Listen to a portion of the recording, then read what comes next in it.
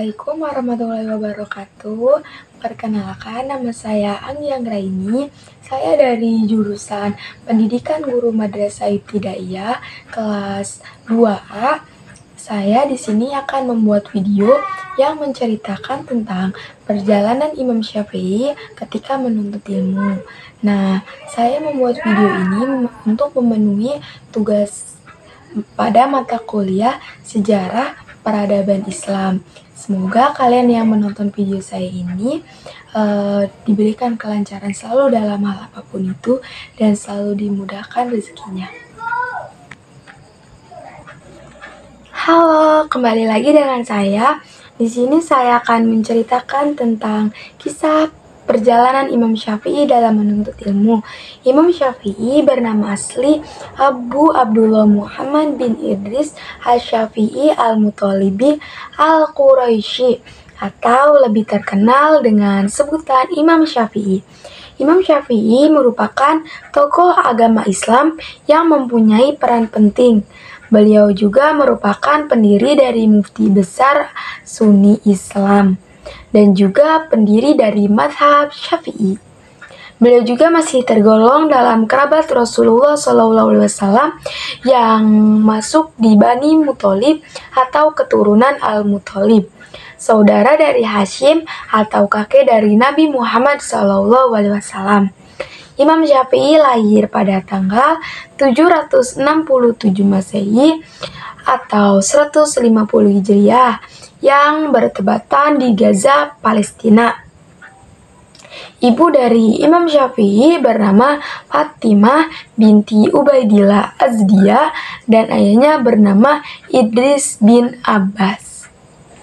Kisah dari Imam Syafi'i tentunya merupakan sebuah hal yang dapat diteladani oleh setiap muslim yang ada di dunia ini. Oke, saat ayah dan ibunya sedang melakukan sebuah perjalanan cukup jauh dengan menuju ke kampung Gaza di Palestina, di mana kampung tersebut merupakan tempat berperang dan membela negeri Islam yang berada di kota Asqalan. Nah, sang ayah sebelum Imam Syafi'i lahir sudah memberi nama yang begitu indah, di mana ketika sang bayi lahir dan berjenis kelamin laki-laki akan diberikan nama Muhammad. Salah satu seorang kakeknya yaitu Syafi'i bin Asy-Syaib. Kemudian saat usia Imam Syafi'i 2 tahun, ayahnya meninggal dunia dan disitulah perjalanan yang membuat Imam Syafi'i menjadi penduduk di Mekah. Beliau tumbuh besar di sana sebagai anak yatim. Namun, meskipun begitu, beliau merupakan seorang anak yang sangat pandai. Hal tersebut terbukti sejak kecil. Beliau mudah dan cepat menghafal syair, pandai berbahasa Arab, dan sastra. Imam Syafi'i juga dikenal sebagai imam bahasa Arab. Kemudian, setelah usianya mencapai 15 tahun, Imam Syafi'i mulai menuntut ilmu fikih kepada mufti. Dan itulah awal dari pendidikannya. Nah, kemudian saat di usia 15 tahun, Muslim bin Khalid Az-Zanji mengizinkannya memberikan fatwa. Ini dilakukan agar Imam Syafi'i bisa merasakan manisnya menuntut ilmu dengan izin Allah dan hidayahnya beliau. Kemudian, setelah mendapatkan hidayah dari Allah, beliau menjadi senang menuntut ilmu fikih dan syair dalam bahasa Arab. Kemudian terdapat banyak sekali guru yang dijadikan sebagai tempat untuk menuntut ilmu. Dan guru Imam Syafi'i ini bisa saya sebutkan secara jelas satu persatu. Nah, ada beberapa guru dari Imam Syafi'i, di antaranya yang pertama ada Muhammad bin Ali bin Syafi'i, kemudian ada Daud bin Abdurrahman Al-Attar, kemudian ada Fudail bin Al-Ayyad, kemudian ada Sufyan bin Uyainah, kemudian ada Sa'id bin Salim, kemudian ada Abdurrahman bin Abi Bakar Al-Mulaiki, dan lainnya berada di Mekah karena beliau tidak pernah merasa cukup dalam menimba ilmu atau memperdalam ilmunya. Imam Syafi'i merupakan seorang yang haus akan ilmu dan hal tersebut membuat beliau melanjutkan pendidikannya dengan pergi ke Madinah. Nah, di Madinah, Imam Syafi'i berguru kepada Imam Malik bin Anas untuk mendalami ilmu fikih. Beliau saat berguru kepada Imam Malik mampu menghafal kitab Muwatta hanya dalam 9 malam. Beliau juga meriwayatkan hadis dari Muhammad bin Syafi'i, Fudail bin Iyad, Sufyan bin Uyainah, dan lainnya. Nah, dalam hadis tersebut, Imam Syafi'i mampu menghafal dan memahami kitab Muwatta dengan baik, sehingga membuat Asy-Syafi'i mengaguminya.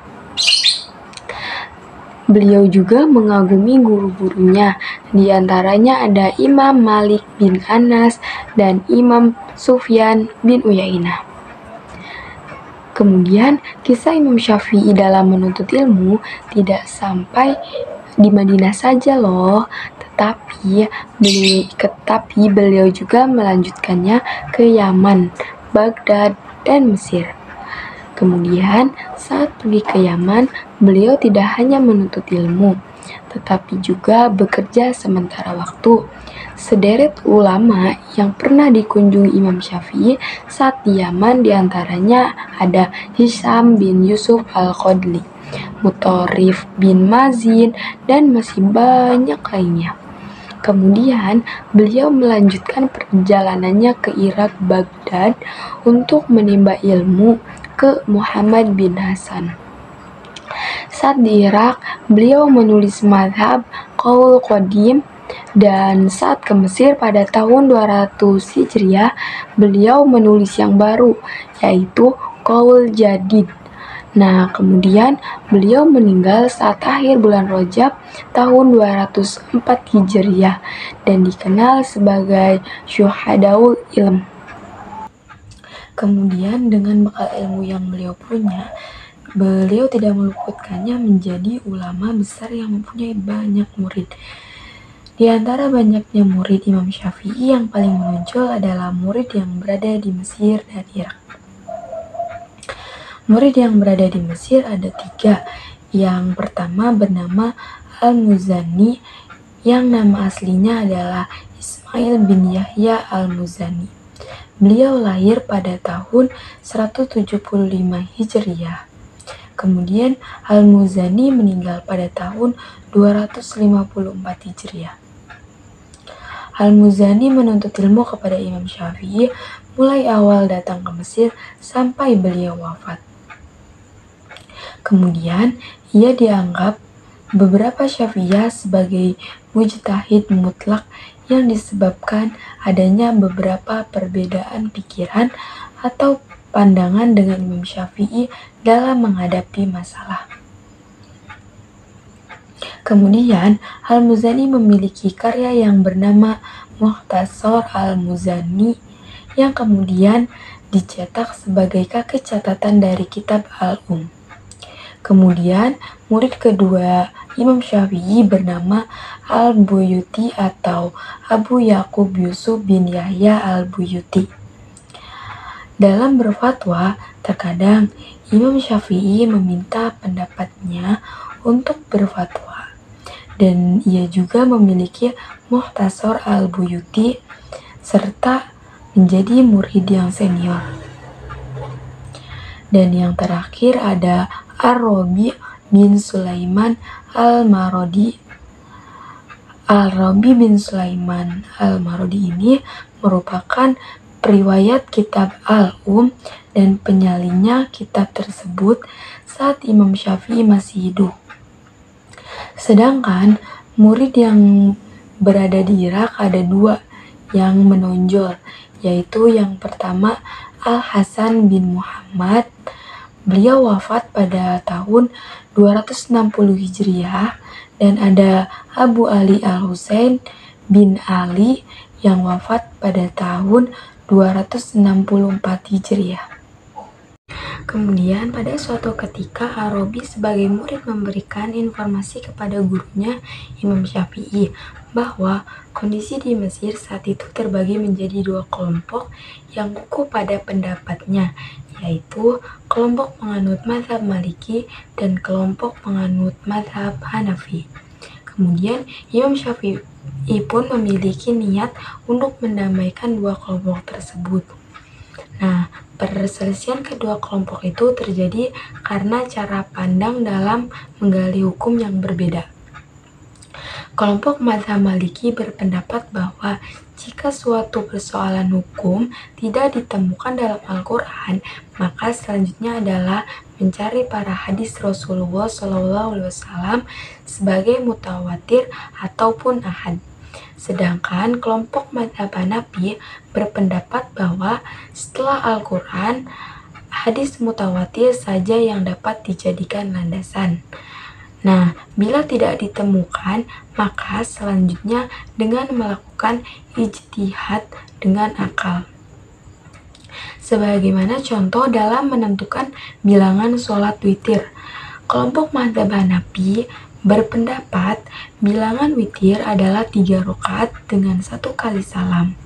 Nah, dalam hal ini ia lebih memilih menggunakan qiyas karena sesuatu yang memiliki persamaan maka hukumnya sama. Sedangkan menurutnya sholat maghrib adalah witir siang dengan 3 rakaat. Maka sholat witir malam pun disamakan dengan jumlah rakaat yang sama, yakni 3 rakaat dengan 1 salam. Sedangkan kelompok mazhab Maliki mengatakan sholat witir harus tersusun dari 2 dan 1 rakaat. Pendapat ini berbeda dengan kelompok mazhab Hanafi yang mendasarkan argumennya pada sebuah hadis yang menyebutkan ganjilnya rakaat sholat witir. Menurut kelompok mazhab Maliki, bagaimana bisa diganjilkan jika tidak didahului oleh sholat genap, sholat 2 rakaat terlebih dahulu?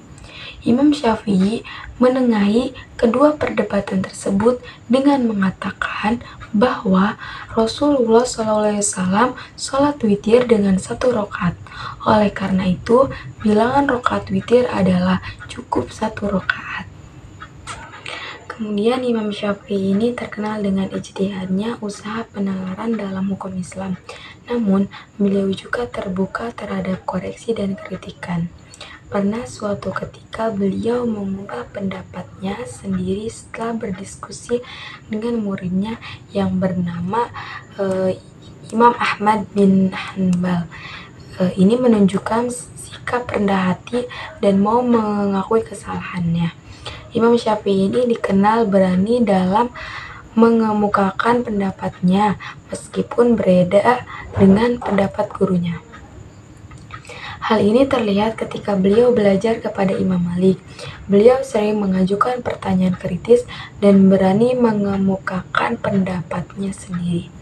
Meskipun begitu, Imam Malik selalu menyambutnya dengan lapang dada dan memberikan arahan yang tepat. Dedikasi Imam Syafi'i dalam menuntut ilmu ini membuahkan hasil yang sangat luar biasa. Beliau mendirikan mazhab Syafi'i yang saat ini masih dianut oleh jutaan umat Islam di seluruh dunia ini.